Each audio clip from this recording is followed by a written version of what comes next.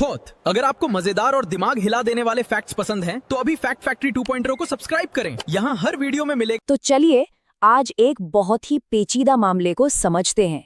एक ऐसा मामला जहां एक टीनेज लड़की की गवाही एक ताकतवर, एक बहुत पावरफुल पॉलिटिशियन के खिलाफ है।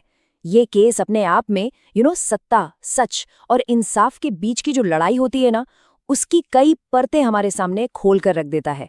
शुरुआती मेडिकल रिपोर्ट में बस एक लाइन लिखी थी, कोई बलात्कार नहीं हुआ, कोई बलात्कार नहीं। सोचिए, कहानी की शुरुआत ही होती है इस चौंकाने वाले और एकदम फाइनल से लगने वाले बयान से। और बस इसी एक लाइन ने, आप समझिए, पूरे केस के सेंटर में एक बहुत बड़ा कॉन्फ्लिक्ट, एक संघर्ष खड़ा कर दिया। तो इस पूरी कहानी को समझने के लिए हम इसे कुछ हिस्सों में देखेंगे। पहले बात करेंगे सत्ता के खिलाफ लगे आरोप की, फिर उस पार्टी और उसमें हुए धोखे की।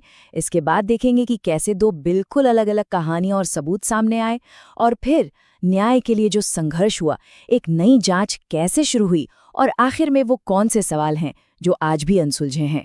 तो कहानी शुरू होती है और इसके सेंटर में हैं दो लोग।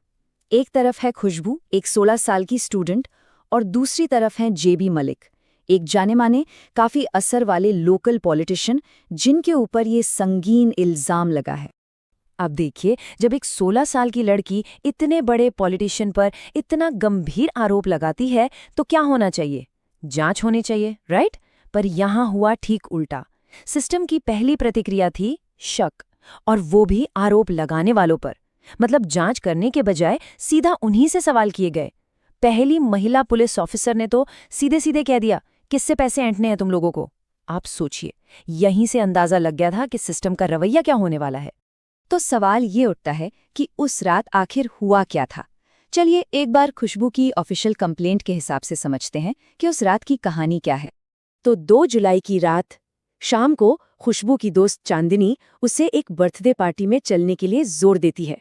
रास्ते में अचानक उसका फोन ले लिया जाता है, उसे उसकी दोस्त से अलग कर दिया जाता है, और चांदनी के मम्मी पापा बेला और लोकचंद उसे जबरदस्ती एक दूसरी कार में बिठा देते हैं। देर रात तक गाड़ी चलती है और उसे एक सुनसान फार्म हाउस पर ले जाया जाता है, जिसका एक बड़ा सा लाल गेट था। और फिर आरोप के मुताबिक पूरी रात जेबी मलिक ने उसका यौन उत्पीड़न किया, और ये सब बेला देखती रही। और यहीं पर खुशबू को शायद पहली बार एहसास हुआ कि कुछ बहुत गलत हो रहा है। उसने बेला से पूछा भी, पार्टी तो कैफे में थी, हम बाजार से इतनी दूर क्यों जा रहे हैं? उसके इस सवाल में घबराहट थी, एक कन्फ्यूजन था, लेकिन उसे डांट कर चुप करा दिया गया। अब जैसे ही ये इल्जाम पब्लिक हुआ ना, इसके सामने इनकार की एक पूरी दीवार खड़ी हो गई, और उस रात की एक बिल्कुल ही अलग कहानी सामने आई। मतलब कहानी एकदम 2 हिस्सों में बट गई। जो पहली पुलिस जांच हुई वो अपने आप में बहुत कंट्रोवर्शियल थी। पहली बात, जो ऑफिसर थी उसने तो ये कह के क्लेम ही खारिज कर दिया कि ये बहनें कोई रैकेट चला रही हैं। फिर खुशबू जब तुरंत उस फार्म हाउस को नहीं ढूंढ पाई तो उस पर शक और गहरा गया। उसने जेबी मलिक को सड़क पर लगे एक पोस्टर से पहचाना। और सबसे बड़ा झटका, शुरुआती मेडिकल रिपोर्ट में साफ लिखा था कि रेप का कोई सबूत नहीं है, और लड़की सेक्सुअली एक्टिव थी। मतलब ऐसा लग रहा था कि केस आरोपी के खिलाफ नहीं बल्कि पीड़िता के ही खिलाफ बनाया जा रहा है। तो अब हमारे सामने एक रात के 2 बिल्कुल अलग अलग वर्जन हैं। एक तरफ हैं बहनें, जिनका दावा है कि उन्हें धोखा दिया गया, अलग किया गया, और एक सुनसान फार्म हाउस ले जाकर खुशबू पर हमला हुआ। ये विश्वासघात और जुर्म की कहानी है। वहीं दूसरी तरफ है पड़ोसी, जिनका कहना है कि ऐसा कुछ हुआ ही नहीं। वो तो सब साथ में कैफे गए, पेस्ट्री खाई, बाजार में घूमे, और खुशबू को सेफली घर छोड़ दिया गया। उनका तो ये भी कहना है कि ये पूरी कहानी 5.5 लाख रुपए ऐंठने के लिए बनाई गई है। और जानते, जब परिवार के ही कुछ लोग खुशबू के उस रात बाहर जाने पर सवाल उठाने लगे ना, तो उसके पिता ने एक टर्म यूज किया, विक्टिम ब्लेमिंग। इसका मतलब होता है कि जो पीड़ित है उसी को किसी न किसी तरह से हुई घटना के लिए जिम्मेदार ठहरा देना। जैसा कि उन्होंने कहा, गलत हुआ भी तब भी गलती उसकी है, तुम्हारी है, उसे चांदनी के साथ बाहर नहीं जाना चाहिए था। मतलब दोष उसी पर मढ़ देना जिसके साथ गलत हुआ। अब देखिए, ऑफिशियल कहानी तो पूरी तरह से उनके खिलाफ जा चुकी थी, लेकिन इसके बावजूद परिवार ने हार नहीं मानी। उन्हें यह एहसास हो गया था कि अगर वो इस मोड़ पर चुप बैठ गए तो सच शायद हमेशा के लिए दबकर रह जाएगा। और फिर पिता का ये बयान आता है, मेरी बेटियां कभी झूठ नहीं बोलेंगी, मेरे बच्चे के साथ अपराध हुआ है, मैं अंत तक उसके साथ खड़ा रहूंगा। और ये बयान उस पिता का है जिसने एक पल के लिए अपनी ही बेटी पर शक किया था, लेकिन अब वो उसके साथ खड़े होने का फैसला कर चुके थे। ये एक बहुत बड़ा, बहुत ही अहम मोड़ था इस कहानी में। यहीं से परिवार ने सिस्टम के खिलाफ लड़ने की ठान ली। जब उन्हें लगा कि कोई उनकी बात नहीं सुन रहा, तो दोनों बहनें और उनके पिता सीधे सेक्रेटेरिएट के बाहर धरने पर बैठ गए। अब ये एक पब्लिक प्रोटेस्ट था। इसने मीडिया का ध्यान अपनी तरफ खींचा और एडमिनिस्ट्रेशन पर, अधिकारियों पर एक ऐसा प्रेशर बनाया जिसे वो अब और इग्नोर नहीं कर सकते थे। तो इस पब्लिक और मीडिया प्रेशर का असर हुआ और एक बहुत बड़ी डेवलपमेंट हुई। केस की जांच के लिए एक नई, बिल्कुल निष्पक्ष जांच टीम बनाई गई। इस नई टीम ने आते ही एक बिल्कुल साफ एक्शन प्लान बनाया।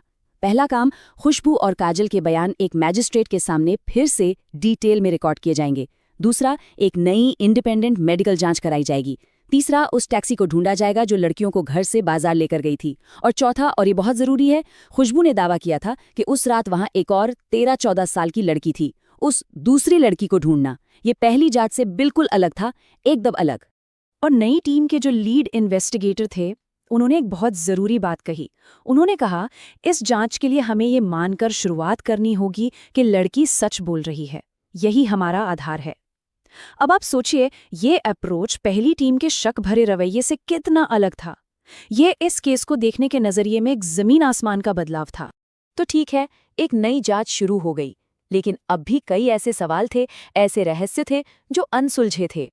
तो अब नई टीम के सामने कौन से बड़े सवाल हैं? पहला, क्या जेबी मलिक का ये कहना सही है कि वो अपने फार्म हाउस का इस्तेमाल ऐसे अय्याशी के अड्डे के तौर पर कभी नहीं करेंगे? दूसरा, वो रहस्यमयी 13 साल की लड़की कौन है, क्या वो मिल पाएगी? तीसरा, पहली मेडिकल रिपोर्ट और पुलिस की जांच इतनी एक तरफा, इतनी बायस्ड क्यों लग रही थी? और आखिर में सबसे बड़ा सवाल, ये केस असल में है क्या? एक पावरफुल आदमी को बचाने का मामला, या फिर पैसों के लिए की गई एक सोची समझी साजिश? तो आखिर में ये मामला सिर्फ सत्ता और गवाही की जंग नहीं है। ये एक सवाल है, एक बड़ा सवाल, कि जब एक ताकतवर इंसान के सामने किसी की आवाज उठती है, तो सच को बाहर आने के लिए आखिर करना क्या पड़ता है? रास्ता कितना मुश्किल होता है? और न्याय आखिरकार कसौटी पर होता है।